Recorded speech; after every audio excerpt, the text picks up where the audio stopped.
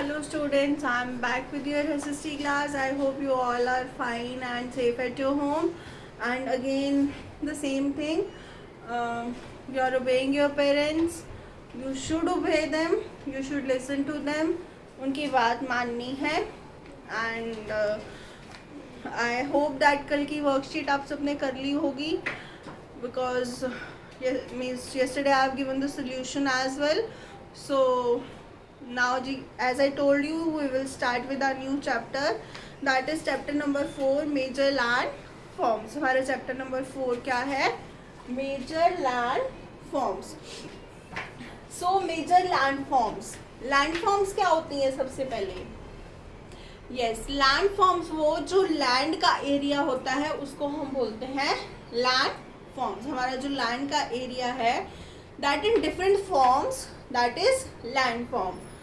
So we will start with it. First of all, again the same topic I am taking, हमारी अर्थ के बारे में. So as you know कि हमारी अर्थ जो है 2 parts में divided है, that is land and water. Land को हम क्या कहते हैं? जो हमारा लैंड का एरिया है वो कॉन्टिनेंट्स होते हैं, और as I told you water का जो एरिया है वो क्या होता है? हमारा वाटर बॉडीज, हमारे ओशन, सी, ये सब कुछ. सो जो हमारा लैंड का एरिया है हमारी अर्थ पे, आज हम उसके बारे में बात करेंगे. हमारी अर्थ पे जो लैंड का जो पूरा एरिया होता है, जैसे आपने ग्लोब भी देखा होगा, आपके ग्लोब पे यू आर सीइंग 2 कलर्स. एक तो ब्लू कलर होता है, वन इज बीच बीच में कहीं पे ग्रीन कलर.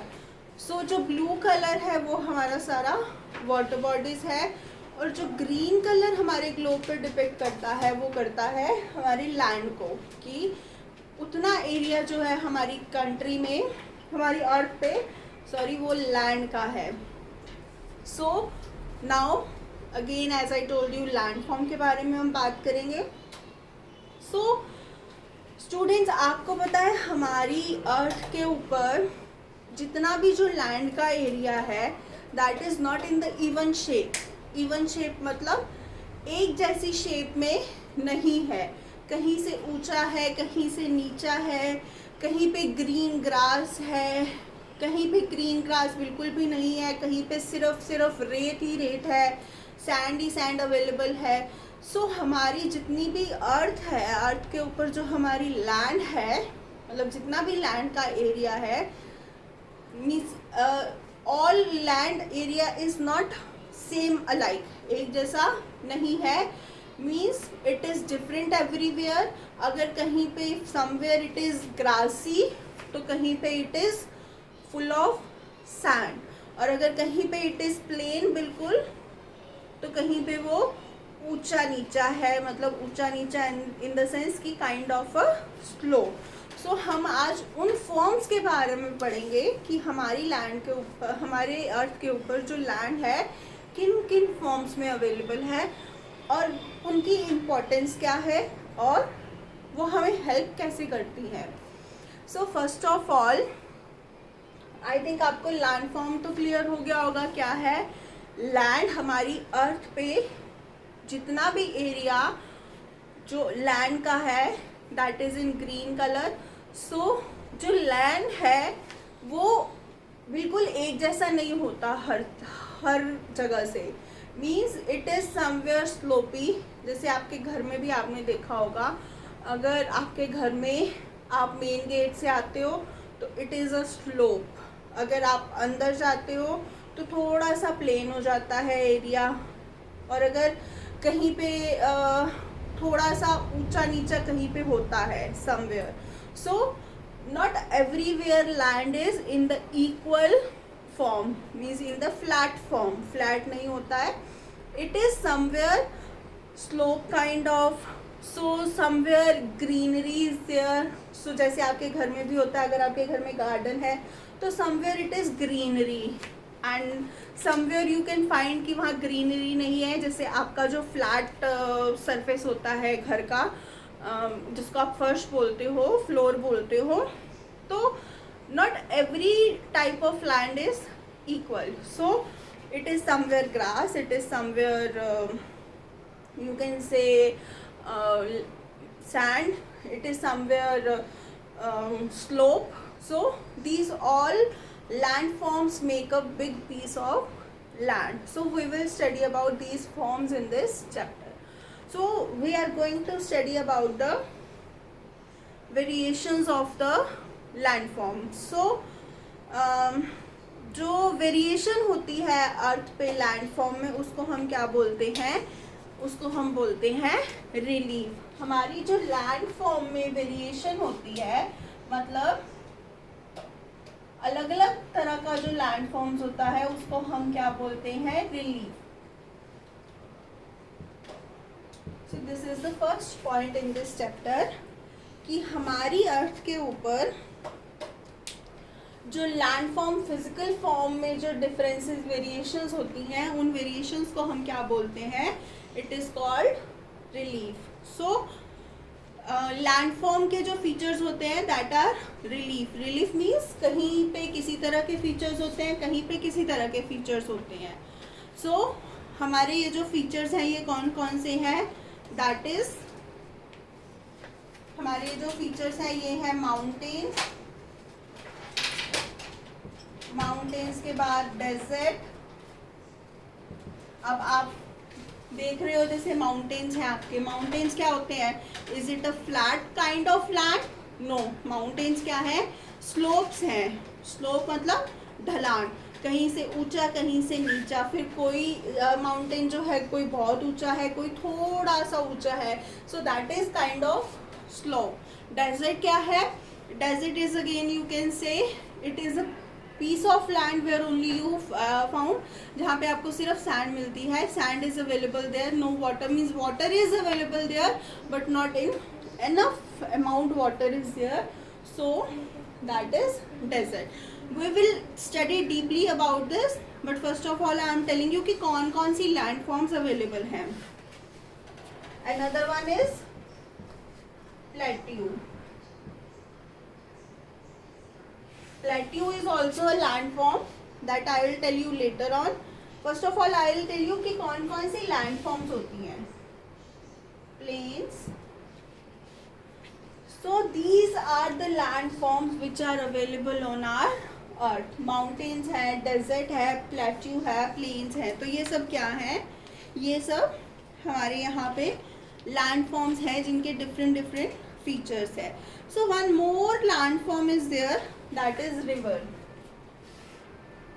थोड़ा सा अजीब लगेगा बट yes, कोई बात नहीं. I will tell you later on about this as well. So these are the landforms: mountain, desert, plateau, plains and river. One by one we will study all the landform. First of all I am taking mountains. हम mountains के बारे में पढ़ेंगे कि mountains क्या होते हैं and how it is helpful to us. ये हमें helpful कैसे हैं. सो माउंटेन्स क्या होते हैं? आपको सुनने से ही पता चल गया होगा माउंटेन्स क्या होते हैं. It is a slope kind of. इस तरह के होते हैं mountains. So this is mountains. कहीं से ऊंचा कहीं से नीचा. सो हर माउंटेन की शेप एक जैसी होती है? नहीं, हर माउंटेन की शेप क्या होती है? अलग होती है. So first of all we will study about कि इनकी शेप कैसी होती है एंड उसके बाद कि इनकी इम्पोर्टेंस क्या है. सो स्टूडेंट्स, अब इससे आपको ये तो पता चल ही गया होगा कि माउंटेन ऐसा लैंडफॉर्म है जो आपकी अर्थ के लेवल से हाई एंड लो जाता है. हाई एंड लो मतलब एराइज होके फिर it becomes to the slope and then it again rises and again it slopes down. So अब बारी है कि ये माउंटेन्स बनते किससे हैं. ये माउंटेन्स किस चीज़ से बनते हैं? रॉक से. माउंटेन्स किससे बनते हैं? रॉक से. एंड यूजुअली माउंटेन कितने बड़े होते हैं? हमारी अर्थ के लेवल से माउंटेन 900 मीटर हाइट तक और या उससे ज़्यादा बड़े होते हैं.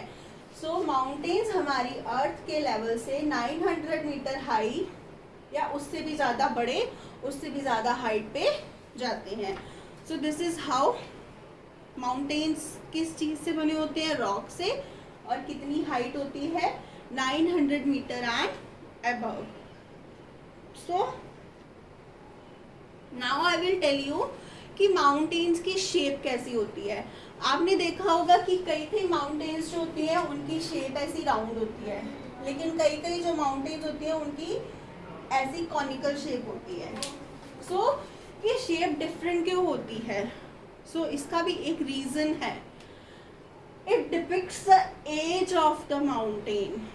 अगर तो उस माउंटेन की जो शेप है ऊपर से राउंडेड है इस तरह से, so it shows that this mountain is older, means that is old mountain, जिसको आप कह सकते हो कि काफ़ी पुराना माउंटेन है वो।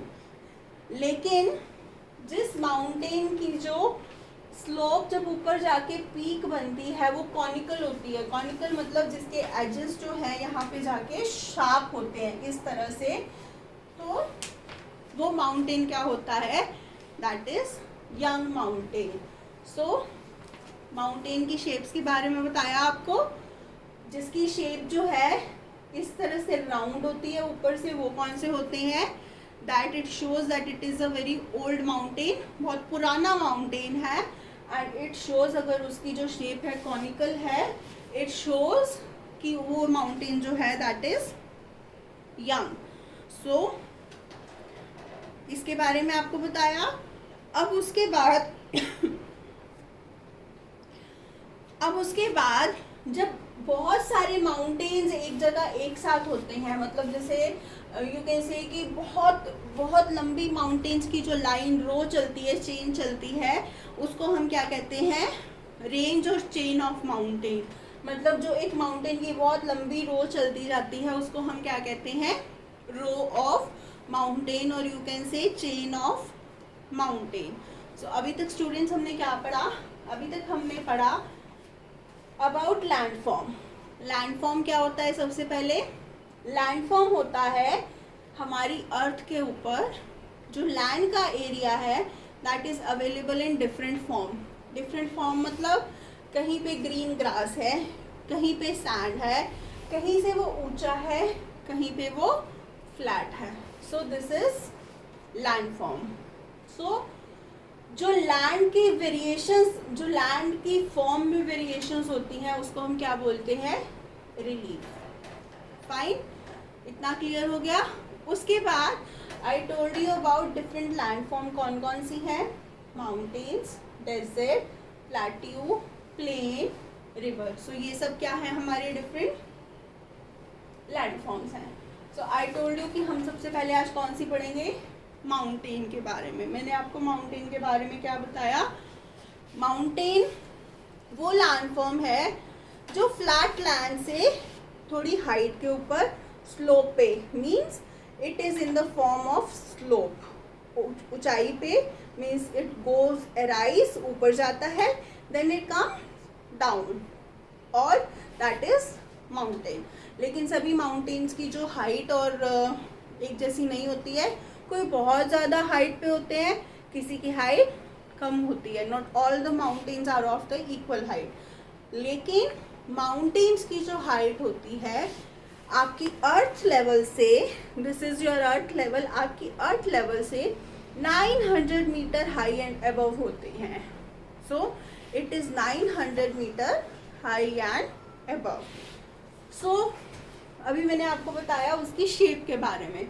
जो माउंटेन की जो शेप है दैट इज राउंडेड, ऊपर से राउंड शेप के हैं, वो क्या होते हैं?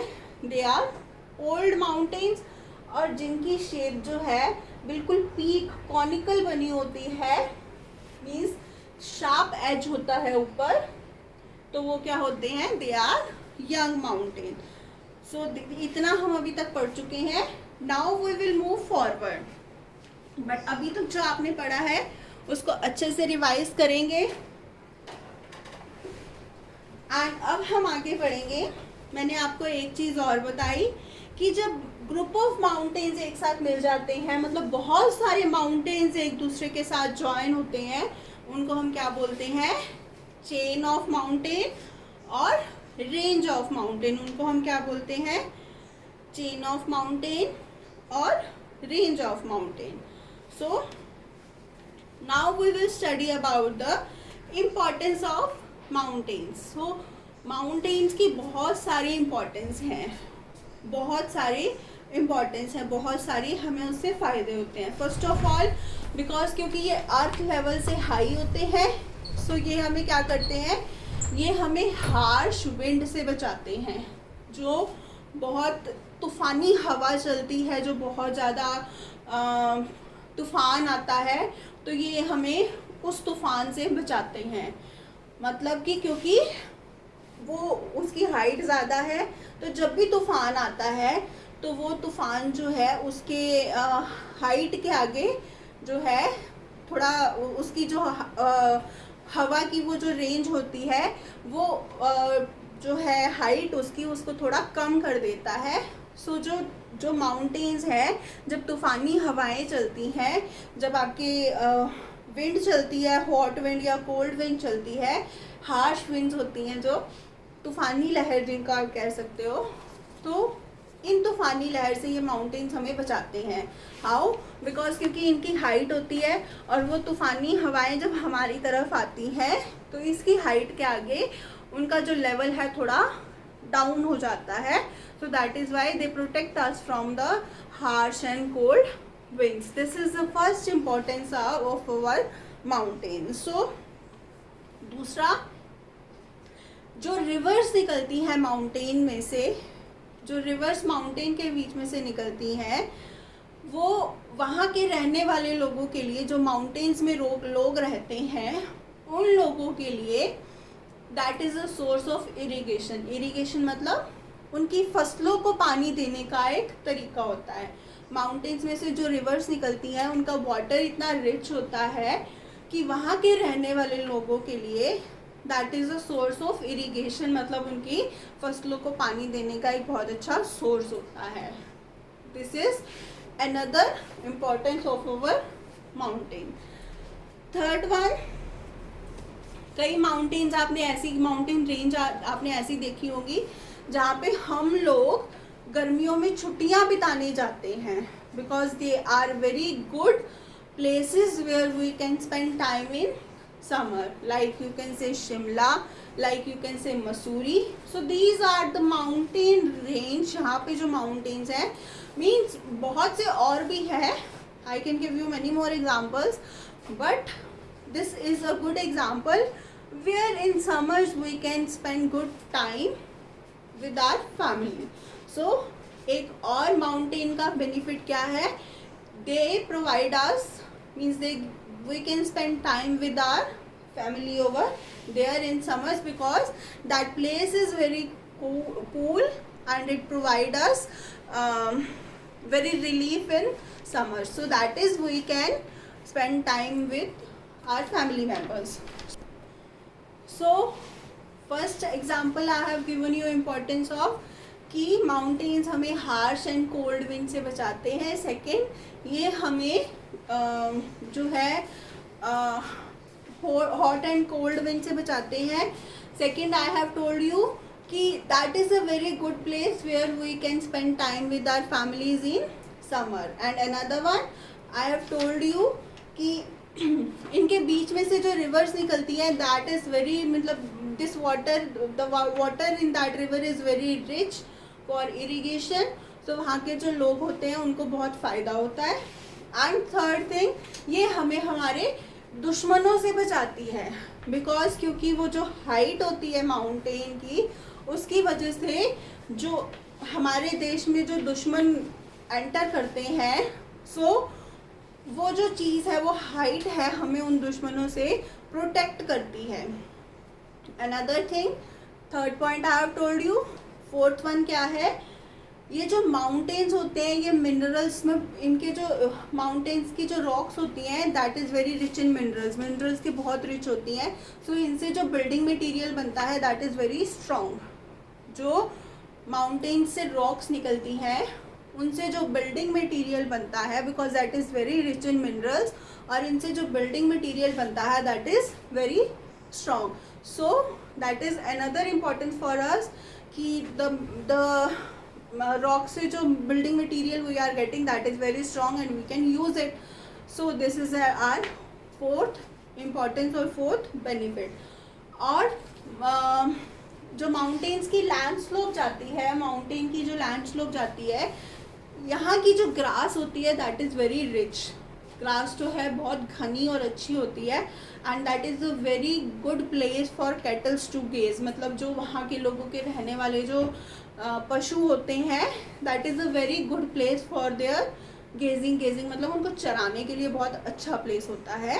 सो these are the importance of mountains. So हमने आज क्या क्या पढ़ा? हमने आज पढ़ा माउंटेन की शेप के बारे में पढ़ा, उनके इम्पोर्टेंस के बारे में पढ़ा, लैंड फॉर्म्स के बारे में पढ़ा, लैंड फॉर्म्स होती क्या है इनके बारे में पढ़ा। नेक्स्ट लैंड फॉर्म के बारे में we will study tomorrow. Till the time you have to read about the mountains. आपको माउंटेन्स के बारे में रीड करना है, और अगर उसमें से आपको कहीं पे कोई प्रॉब्लम आती है, you can call me and ask me, I clear your query, I'll explain you if any problem is there, but first of all you have to read it for that. So I hope कि आप सब read करेंगे and we will meet tomorrow with new topic of, means obviously of this, but another topic related to this.